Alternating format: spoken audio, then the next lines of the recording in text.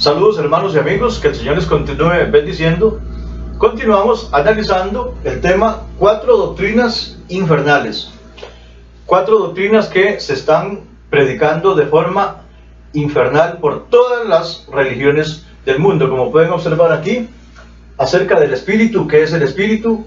Acerca de la Cena del Señor, acerca del diezmo y acerca de Mateo 16, 18. Estas doctrinas son doctrinas bíblicas puras, santas, que están en la Biblia, inspiradas por el Espíritu Santo, pero los predicadores hoy día la están transformando y predicando de forma infernal.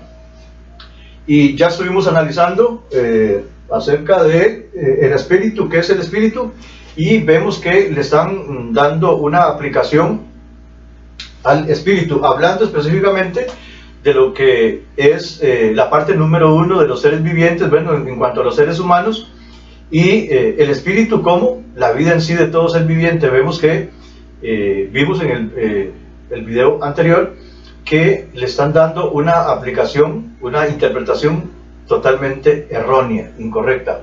También en cuanto a la Cena del Señor, vimos que se está predicando y se está realizando de una forma que la Biblia no lo enseña. Es decir, la Biblia enseña la forma correcta de tomar la Cena del Señor, donde vemos que había abundante comida, pero hoy día la forma de tomar la Cena del Señor no se ajusta a como nos lo presenta Dios en su palabra. Hoy entramos a analizar esta tercera doctrina, como lo es el diezmo. Vamos a estar hablando acerca de el diezmo. Y también, de la misma manera, absolutamente todas las religiones del mundo están predicando esta doctrina del diezmo de forma infernal. Tengo que hacer la salvedad de algunos predicadores que están predicando acerca de la doctrina del diezmo, acerca del diezmo, de forma correcta. Y eso lo podemos encontrar en las redes sociales. En las redes sociales podemos encontrar predicaciones acerca de el diezmo, y vemos que los predicadores en esta doctrina están bien acertados, porque enseñan, dicen y predican que la doctrina del diezmo no es una doctrina vigente para el nuevo pacto, para la era de la iglesia o para nuestros tiempos. Pero lamentablemente el grupo bíblico bautista fundamental o grupo Avance, al cual pertenezco, sí está predicando la doctrina del diezmo como una doctrina infernal. Aquí tenemos que entrar a analizar lo que son, como pueden observar aquí, los dos pactos, el antiguo pacto y el nuevo pacto. La práctica de diezmar, la doctrina del diezmo, era una ley que pertenecía al antiguo pacto. Ahora, y vemos también que Dios instituyó el nuevo pacto. Dios se vio en la obligación de abolir el antiguo pacto. Dios abolió el antiguo pacto, tomó la decisión, y lo vemos en Jeremías capítulo 31, versículos 31 al 32. Vamos a Jeremías capítulo 31 al 32, que dice de la siguiente manera. Jeremías 31 al 32 dice: He aquí que vienen días, dice Jehová, en los cuales haré nuevo pacto con la casa de Israel y con la casa de Judá, no como el pacto que hice con sus padres el día que tomé de su mano para sacarlos de la tierra de Egipto, porque ellos invalidaron mi pacto, aunque fui yo un marido para ellos, dice Jehová. Pero el verso 31 dice claramente: He aquí que vienen días, dice Jehová, en los cuales haré nuevo pacto con la casa de Israel y con la casa de Judá. Nuevo pacto. ¿Por qué un nuevo pacto? Como lo dice el verso 32. Dice: no como el pacto que hice con sus padres el día que tomé su mano para sacarlos de la tierra de Egipto, porque ellos invalidaron mi pacto. Dice que el pueblo de Israel invalidó el pacto. Esa fue la razón por la cual Dios, vemos en el verso 31, que tomó la decisión de invalidar, anular el antiguo pacto. Ahora, cuando el antiguo pacto fue anulado, obviamente que fueron anuladas todas sus leyes, incluyendo la ley del diezmo, porque el diezmo era una ley del antiguo pacto. Ahora, cuando se habla de la ley, estamos hablando del Pentateuco, de los primeros 5 libros de la Biblia escritos por Moisés. Y el diezmo no está contemplado, la práctica de diezmar, y bueno, encontramos en el Pentateuco, en los primeros 5 libros de la Biblia, como son Génesis, Éxodo, Levítico, Números y Deuteronomio, vemos que hay muchas leyes, y vemos que por un lado están todas esas leyes, y de forma específica Dios menciona lo que es el decálogo, los 10 mandamientos, en Éxodo capítulo 20 y otros textos. Pero cuando se habla de la ley, estamos hablando de todo el Pentateuco, es decir, de los primeros 5 libros de la Biblia. Allí hay muchas leyes, incluyendo el decálogo. Y vemos que el diezmo, la práctica de diezmar, la ley del diezmo, no está allí en el decálogo, no está contemplada en el decálogo, en los 10 mandamientos, pero sí en otras leyes que encontramos en todo el Pentateuco. Y cuando Dios tomó la determinación de anular el antiguo pacto, con la invalidación del antiguo pacto, quedaron invalidadas absolutamente todas las leyes, incluyendo el decálogo, y todas las demás leyes restantes, incluyendo la ley del diezmo, la práctica de diezmar. Ahora, en el Nuevo Testamento vemos que la doctrina del diezmo, el asunto del diezmo se menciona en el Nuevo Testamento, como lo pueden observar aquí: Mateo 23, 23, Lucas 4, 11 al 42, Lucas 18, 9 al 14 y Hebreos 7, 1 al 21. ¿Qué dice la Biblia en el Nuevo Testamento acerca de la práctica de diezmar, de la doctrina del diezmo? Primeramente, déjeme decirle que en el Nuevo Testamento no aparece ni un solo versículo que ni siquiera insinúe que la práctica de diezmar sea una práctica vigente para el nuevo pacto, para la era de la iglesia, para nuestros tiempos. Vamos a analizar estos 4 pasajes de las Escrituras en el Nuevo Testamento que hacen alusión al diezmo, y vamos a ver que, repito, ni siquiera insinúan que la práctica de diezmar sea una práctica vigente para el nuevo pacto, para la era de la iglesia, para nuestros tiempos. Y el primer pasaje que encontramos es el de Mateo 23, 23, y vamos a ver aquí en Mateo 23, 23, que dice: «Ay de vosotros, escribas y fariseos hipócritas, porque diezmáis la menta y el eneldo y el comino, y dejáis lo más importante de la ley, la justicia, la misericordia y la fe. Esto era necesario hacer sin dejar de hacer aquello». Aquí hay varios detalles importantes, aquí en Mateo 23, 23, que vamos a considerar. Y vemos aquí que Dios, el Señor Jesucristo, Dios, de primera entrada en este verso 23, hace una advertencia y dice: «Ay de vosotros, escribas y fariseos», y les dice hipócritas, porque los escribas y los fariseos aún estaban en el antiguo pacto. Los escribas y fariseos aún estaban en el antiguo pacto. Jesús, con la venida del Señor Jesucristo, inició lo que es el nuevo pacto. Jesús estaba en el nuevo pacto, pero los escribas y los fariseos estaban en el antiguo pacto, en la ley. Y el Señor Jesucristo les dice aquí, y vemos que el Señor Jesús relaciona directamente a los escribas y los fariseos en este pasaje, en este verso 23 de Mateo 23, a los escribas y los fariseos con la ley, con el antiguo pacto. Y dice: «Ay de vosotros, escribas y fariseos hipócritas, porque diezmáis la menta y el eneldo y el comino, y dejáis lo más importante de la ley». Claramente el Señor Jesucristo aquí está relacionando y diciendo: ustedes están en el antiguo pacto, ustedes están haciendo cosas del antiguo pacto, de la ley. Dice, y dejáis lo más importante de la ley, la justicia, la misericordia y la fe. Esto era tiempo pasado. Esto era necesario hacer sin dejar de hacer aquello. Claramente el Señor Jesucristo aquí está diciéndole a estos escribas y fariseos que estaban en el antiguo pacto, que no se habían actualizado y no estaban en el nuevo pacto.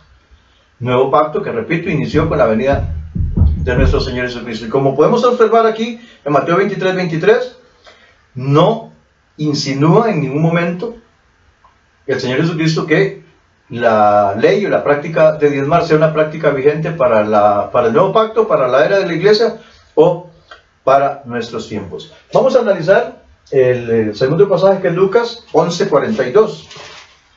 Lucas capítulo 11:42 dice lo siguiente. Lucas 11:42. De la misma manera vemos que el Señor Jesucristo inicia con la misma advertencia. Dice: mas hay de vosotros, fariseos, que diezmáis la menta y la ruda, y toda hortaliza, y pasáis por alto la justicia, el amor de Dios, y el amor de Dios. Esto era necesario hacer sin dejar de hacer aquello. Nuevamente aquí el Señor Jesucristo vemos que claramente le dice y les hace la advertencia a los... aquí está hablando específicamente de los fariseos. Aquí vemos que el escritor Lucas hace alusión solamente a los fariseos. Dice: mas hay de vosotros, fariseos, que diezmáis la menta y la ruda y toda hortaliza, y pasáis por alto la justicia y el amor de Dios. Esto era necesario hacer sin dejar de hacer aquello. Nuevamente, el Señor Jesucristo le estaba manifestando aquí que esta práctica que estaban teniendo estos fariseos era una práctica del pasado, cuando dice: esto era necesario hacer sin dejar de hacer aquello. Vamos a Lucas 18:9 al 14. Aquí vamos a observar aquella ocasión entre el fariseo y el publicano. Lucas 18:9 al 14, que dice de la siguiente manera. Dice: a unos que confiaban en sí mismos como justos y menospreciaban a los otros, dijo también esta parábola. Dos hombres subieron al templo a orar. Uno era fariseo y el otro publicano. El fariseo, puesto en pie, oraba consigo mismo de esta manera: Dios, te doy gracias porque no soy como los otros hombres, ladrones, injustos, adúlteros, ni aun como este publicano. Ayuno 2 veces a la semana, doy diezmos de todo lo que gano. Mas el publicano, estando lejos, no quería ni aun alzar los ojos al cielo, sino que se golpeaba el pecho diciendo: Dios, sé propicio a mi pecador. Os digo que este descendió a su casa justificado antes que el otro, porque cualquiera que se enaltece será humillado, y el que se humilla será enaltecido. Vemos aquí que el relato dice que había un fariseo y un publicano. El fariseo era supuestamente el ministro de Dios, pero ese fariseo, como lo hemos venido observando, aún estaba en el antiguo pacto, no se había actualizado, no estaba en el nuevo pacto, y hace prácticas, dice que, y tiene prácticas, inclusive la práctica de diezmar. El verso 12 dice: ayuno 2 veces a la semana, doy diezmos de todo lo que gano. Y vemos que este fariseo estaba aún en el antiguo pacto, porque dice: doy diezmos de todo lo que gano. Y vemos en el verso 13, dice: mas el publicano, estando lejos, no quería ni aun alzar los ojos al cielo, sino que se golpeaba el pecho diciendo: Dios, sé propicio a mi pecador. Ahora, vemos en el verso 14 que dice el Señor Jesucristo: os digo que este descendió a su casa justificado antes que el otro. Aquí está hablando del publicano, de este publicano que, humillado, reconocía su condición pecaminosa, se golpeaba el pecho y ni siquiera quería alzar los ojos al cielo de la vergüenza que tenía por ser pecador. Pero ¿qué dice el Señor Jesucristo? Dice: os digo que este descendió a su casa justificado antes que el otro. Ahora, cuando aquí dice antes que el otro, esta palabra antes quiere decir en lugar de. Porque si lo decimos de otra manera, si lo interpretamos de otra manera, antes quiere decir que primero fue justificado el publicano y después fue justificado el fariseo. Pero esto no es así. Cuando aquí dice, este fue justificado, este descendió a su casa justificado antes que el otro, quiere decir, este fue justificado en lugar de. Este descendió a su casa justificado en lugar de. Es decir, que el Señor Jesucristo justificó al publicano y no justificó al fariseo, que se jactaba de que hacía muchas cosas, inclusive diezmaba. Así que vemos que nuevamente el Señor Jesucristo aquí habla también en forma despectiva a este fariseo, no lo justifica, y vemos que justifica al publicano que no diezmaba.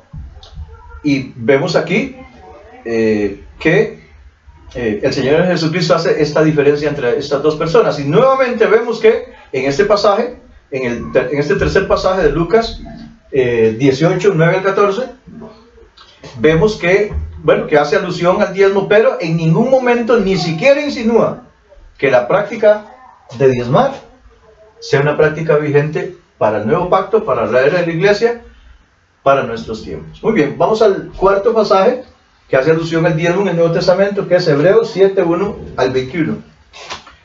Hebreos capítulo 7, 1 al 21, dice de la siguiente manera.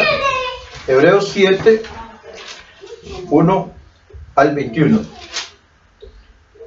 Y dice: porque este Melquisedec, rey de Salem, sacerdote del Dios Altísimo, que salió a recibir a Abraham, que volvía de la derrota de los reyes, y le bendijo, a quien asimismo dio a Abraham los diezmos de todo, cuyo nombre significa primeramente rey de justicia, y también rey de Salem, esto es, rey de paz, sin padre, sin madre, sin genealogía, que ni tiene principio de días, ni fin de vida, sino hecho semejante al Hijo de Dios, permanece sacerdote para siempre. Considerad pues cuán grande era este, a quien aún Abraham, el patriarca, dio diezmos del botín. Ciertamente los que de entre los hijos de Leví reciben el sacerdocio tienen mandamiento de tomar del pueblo los diezmos según la ley, es decir, de sus hermanos, aunque estos también hayan salido de los lomos de Abraham. Pero aquel cuya genealogía no es contada de entre ellos, tomó de Abraham los diezmos y bendijo al que tenía las promesas. Y sin discusión alguna, el menor es bendecido por el mayor. He aquí ciertamente reciben los diezmos hombres mortales, pero allí uno de quien se da testimonio de que vive. Y por decirlo así, en Abraham pagó el diezmo también Leví, que recibe los diezmos, porque aún estaban los lomos de su padre cuando Melquisedec le salió al encuentro. Si pues la perfección fuera por el sacerdocio levítico, porque bajo él recibió el pueblo la ley, ¿qué necesidad habría aún de que se levantase otro sacerdote según el orden de Melquisedec y que fuese llamado según el orden de Aarón? Porque cambiado el sacerdocio, necesario es que haya también cambio de ley. Y aquel de quien dice esto es de otra tribu, de la cual nadie sirvió al altar, porque manifiesto es que nuestro Señor vino de la tribu de Judá, de la cual de lo cual nada habló Moisés tocante al sacerdocio. Y esto es aún más manifiesto: si a semejanza de Melquisedec se levanta un sacerdote distinto, no constituido conforme a la ley, y así sucesivamente. Pero vemos aquí que en ese relato Dios está haciendo ver y resaltando lo más importante, y vemos que cuando Abraham dio el diezmo a Melquisedec, vemos que se lo dio a un personaje que no era a quien Dios había instituido para que reciba los diezmos, que era Leví. Y vemos que Abraham le dio los diezmos a Melquisedec, que según los estudios era el mismo Señor Jesucristo, y según lo declara aquí la palabra de Dios, cuando dice en el verso 3, sin padre, sin madre, sin genealogía, he aquí que tiene que ni tiene principio de días ni fin de vida, sino hecho semejante al Hijo de Dios. Según los estudios, este Melquisedec era el mismo Señor Jesucristo, y el Señor Jesucristo no es descendiente directo de la tribu de Leví. El Señor Jesucristo es descendiente directo de Judá, y por eso dice aquí que Abraham dio los diezmos a un personaje, a Melquisedec. Repito que según los estudios y según los indicios que nos da aquí la palabra de Dios en el verso 3 de Hebreos capítulo 7, es el mismo Señor Jesucristo. Y hace resaltar esto, que cuando Abraham dio los diezmos, se lo dio a un personaje que no procedía de la tribu de Leví. a quien Dios ordenó que se le dieran los diezmos, sino que se lo dio a Melquisedec, que, repito, según los estudios, es el mismo Señor Jesucristo. Y Dios hace aquí en Hebreos 7 esta enseñanza y dice claramente que cuando le dio los diezmos, se lo dio a una persona que ni siquiera era descendiente de Leví, a quien Dios instituyó para que recibiera los diezmos. Por lo tanto, este cuarto pasaje, que hace alusión al diezmo en el Nuevo Testamento, vemos que es un caso aislado, y si analizamos el pasaje vemos que en ningún momento, a pesar de que habla del diezmo aquí en Hebreos capítulo 7, en ningún momento ni siquiera insinúa que la práctica de diezmar sea una práctica vigente para el nuevo pacto, para la era de la iglesia o para nuestros tiempos. Todo esto es lo que se habla en estos cuatro pasajes del diezmo en el Nuevo Testamento. Ahora, ¿en qué basan los que sostienen que la práctica de diezmar es una práctica vigente para el tiempo del nuevo pacto, para la era de la iglesia, para nuestros tiempos? Increíblemente lo basan en el libro de Malaquías, específicamente en el capítulo 3. Vamos a Malaquías y les digo que basan su doctrina de que la práctica de diezmar es una práctica vigente para la era del nuevo pacto, para la era de la iglesia, para estos tiempos.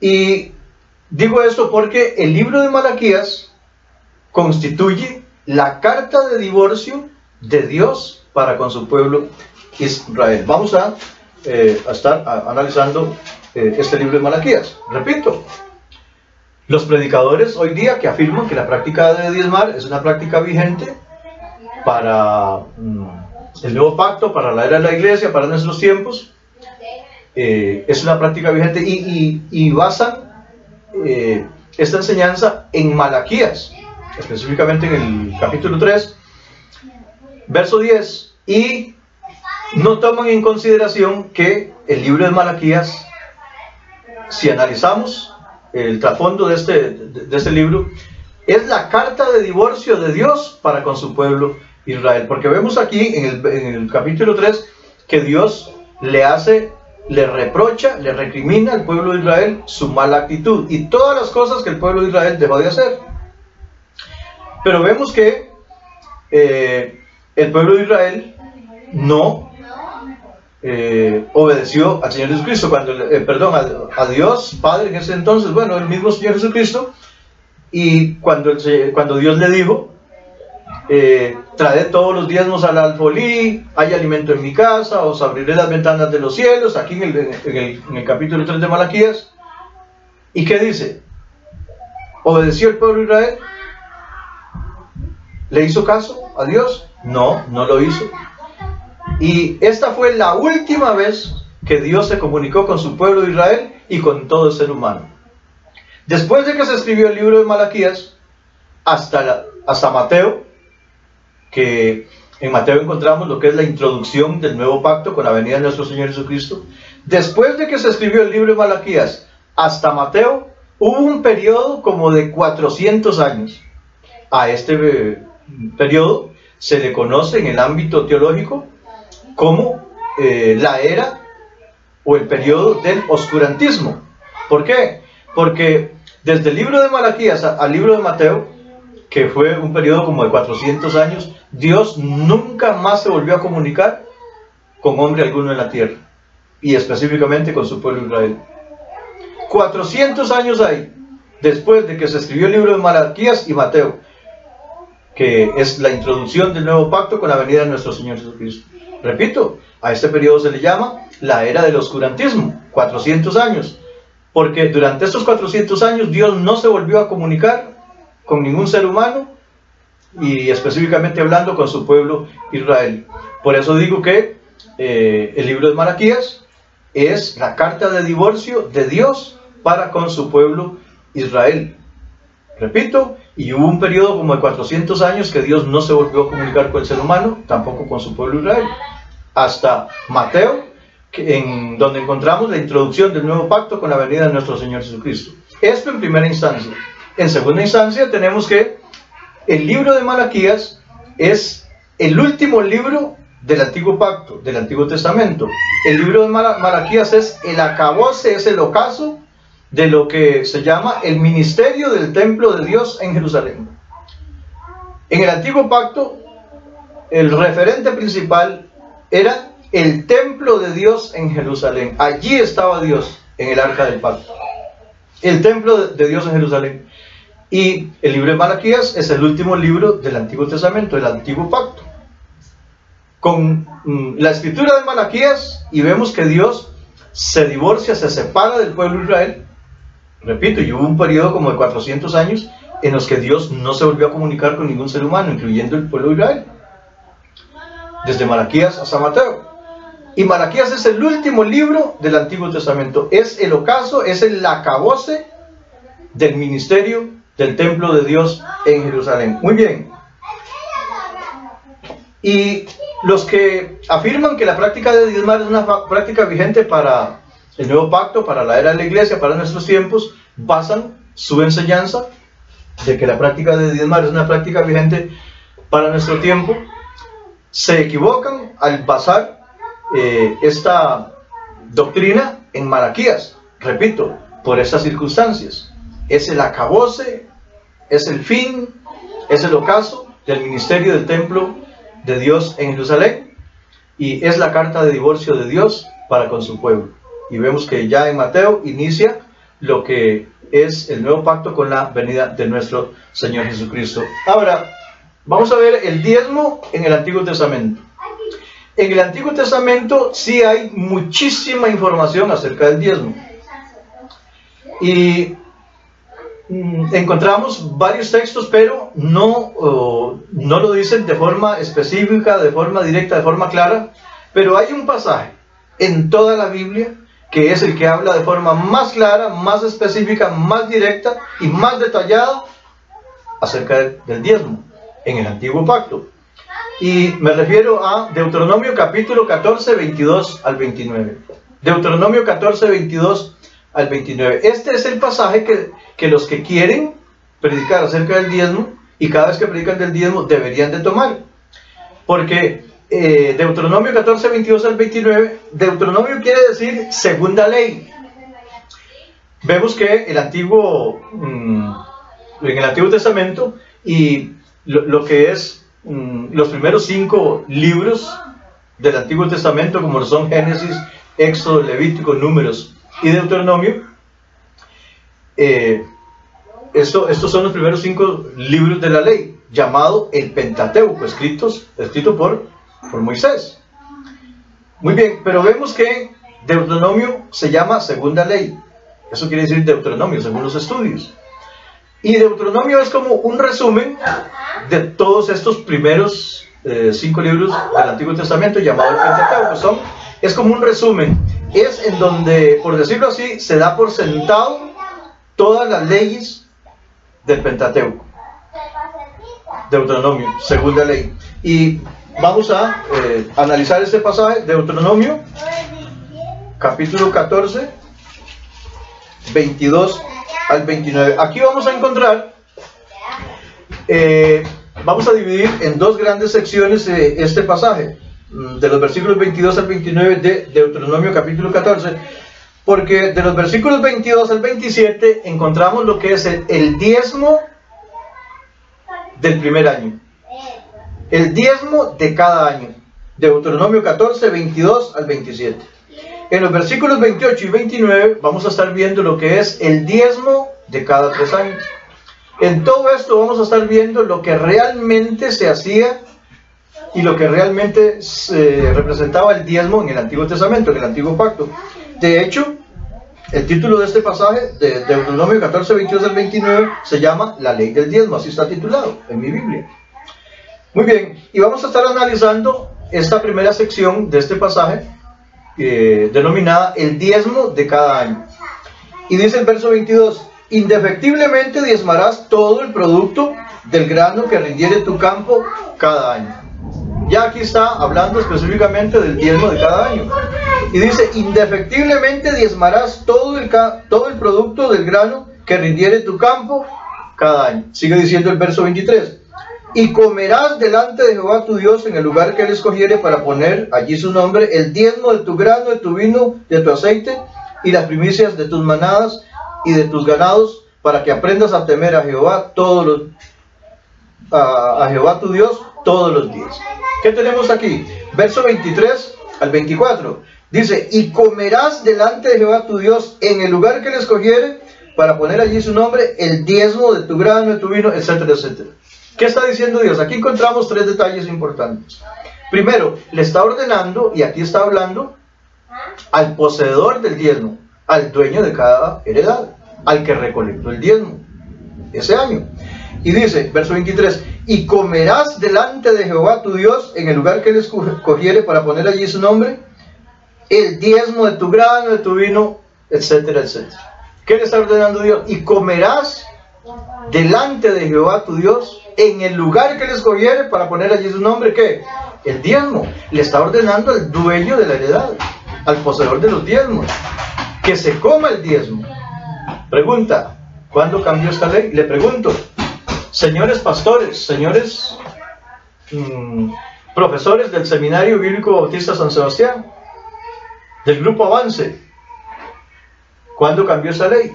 Dios ordena a cada uno de los dueños de cada heredad, al poseedor del diezmo, aquí en el verso 23 que dice, y comerás delante de Jehová tu Dios en el lugar que él escogiere para poner allí su nombre, el diezmo de tu grano, de tu vino, de tu aceite, etcétera, etcétera, etcétera.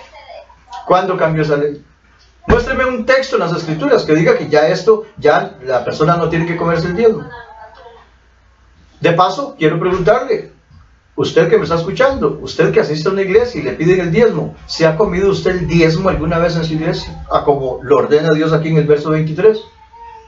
Cuando dice, y comerás delante de Jehová tu Dios en el lugar que él escogiere para poner allí su nombre, el diezmo de tu grano, de tu vino. ¿Se ha comido usted el diezmo alguna vez en su iglesia? Muy bien, sigue diciendo, verso 24. Vamos al verso 24. Esto es otro detalle importantísimo. Y dice, y si el camino fuere tan largo que no puedas llevarlo por estar lejos de ti, el lugar que Jehová tu Dios hubiera escogido para poner en él su nombre, cuando Jehová tu Dios te bendijere, entonces lo venderás y guardarás el dinero en tu mano, y vendrás al lugar que Jehová tu Dios escogiere, y darás el dinero por todo lo que deseas. Sigue diciendo, y darás el dinero por todo lo que deseas, por vacas, por ovejas, por vino, por sidra o por cualquier cosa que tú deseares. Y comerás allí delante de Jehová tu Dios, y te alegrarás tú y tu familia. Y no desampararás a levita que habitare en tus poblaciones, porque no tiene parte ni heredad contigo. ¿Qué tenemos aquí? Aquí se presenta una situación difícil en cuanto al medio de transporte. En ese entonces el medio de transporte era muy limitado. No existían las motos, no existían los carros, no existían los aviones, no existían los trenes. Y lo que habían eran bueyes, camellos, carruajes tirados por caballos, cuando mucho. Pero era muy limitado y eran de centenas de kilómetros. Y era muy complicado el medio de transporte. Y tratándose de que era producto en especie, granos, líquido, animales en gran cantidad, y que era la recolección de todo un año, era demasiado, era muchísimo producto. Y considerando que el medio de transporte era pero muy limitado en ese entonces, repito, no habían motos, ni carros, ni trenes, ni aviones, etcétera. Era muy limitado. Entonces Dios le brinda esta opción a las tribus de Israel, que les hubiera correspondido en un lugar muy lejano del templo de Dios en Jerusalén, su heredad. Y le da esta opción, y dice el verso 24, y si el camino fuere tan largo que no puedas llevarlo por estar lejos de ti, el lugar que Jehová tu Dios hubiera escogido para poner en él su nombre, cuando Jehová tu Dios te bendijere, entonces lo venderás y guardarás el dinero en tu mano, y vendrás al lugar que Jehová tu Dios escogiere, y darás el dinero por todo lo que deseas. Pregunta, usted que me escucha y le exigen el diezmo y le predican del diezmo, cuando usted da el diezmo, el dinero en efectivo, le reintegran en especie el equivalente a ese dinero, a como lo dice aquí, verso 24, 25 y 26, que dice, verso 25, entonces lo venderás y guardarás el dinero en tu mano, y vendrás al lugar que Jehová tu Dios escogiere. 26, y darás el dinero por todo lo que deseas. Cuando usted da el diezmo, ¿le reintegren en especie el equivalente a ese dinero? Continuemos. Volvamos al 26, y dice, y darás el dinero por todo lo que deseas, por vacas, por ovejas, por vino, por sidra, y por cualquier cosa que tú deseares, y comerás allí delante de Jehová tu Dios, y te alegrarás tú y tu familia. 27, y no desampararás al levita que habitar en tus poblaciones, porque no tiene parte ni heredad. ¿Cuándo cambiaron estas leyes? Señores pastores, mis pastores, del grupo bíblico bautista fundamental, o del grupo Avance, al cual pertenezco, en el cual nací, crecí, y si Dios no determina una cosa, en el cual moriré. ¿Cuándo cambiaron estas leyes? Muy bien, vamos al diezmo de cada 3 años. Y dice el verso 28, al fin de cada 3 años sacarás todo el diezmo de tus poblaciones de aquel año, y lo guardarás en tus ciudades. Y vendrá el levita que no tiene parte ni heredad contigo, y el extranjero, el huérfano y la viuda que hubiere en tus poblaciones, y comerán y serán saciados, para que Jehová tu Dios te bendiga en toda obra que tus manos hicieren. En el diezmo de cada 3 años, las leyes son muy parecidas, con la salvedad, con la diferencia de que ya el diezmo de cada 3 años no había que llevarlo al templo de Dios en Jerusalén. La orden era que se lo comiera en sus poblaciones. Repito, el verso 28 y 29 de Deuteronomio capítulo 14, que dicen, al fin de cada 3 años sacarás todo el diezmo de tus productos de aquel año, y lo guardarás en tus ciudades, y vendrá el levita que no tiene parte ni heredad contigo, y el extranjero, el huérfano y la viuda que hubieren en tus poblaciones, y comerán y serán saciados, para que Jehová tu Dios te bendiga en toda obra que hicieren tus manos. Señores pastores, profesores de seminario de la Iglesia Bíblica Bautista Fundamental de Costa Rica, Grupo Avance, ¿cuándo cambiaron estas leyes? Vamos a orar a Dios, darle gracias a Dios por esta enseñanza de este día, para que llegue al corazón de cada una de las personas y que pueda darles luz en cuanto a este tema. Padre, gracias en el nombre de Jesús por este día, por la oportunidad de predicar tu palabra verdadera a como tú la enseñas en tu palabra. Dale sabiduría a cada una de las personas que están recibiendo estas enseñanzas, para que puedan entender y comprender estas verdades. En el nombre de Jesús, amén. Vamos a parar aquí y posteriormente continuamos con la cuarta doctrina que lamentablemente mis pastores, mis profesores de seminario del grupo bíblico bautista fundamental o grupo Avance, al cual pertenezco, están predicando de forma infernal. Esta doctrina, como lo pueden observar aquí, Mateo 16, 18. ¿Quién es la roca de Mateo 16, 18? También, lo reitero, esta doctrina se está predicando en la Iglesia Bíblica Bautista Fundamental o Grupo Avance, mi grupo bautista al cual pertenezco, de forma infernal. Que el Señor los bendiga a todos.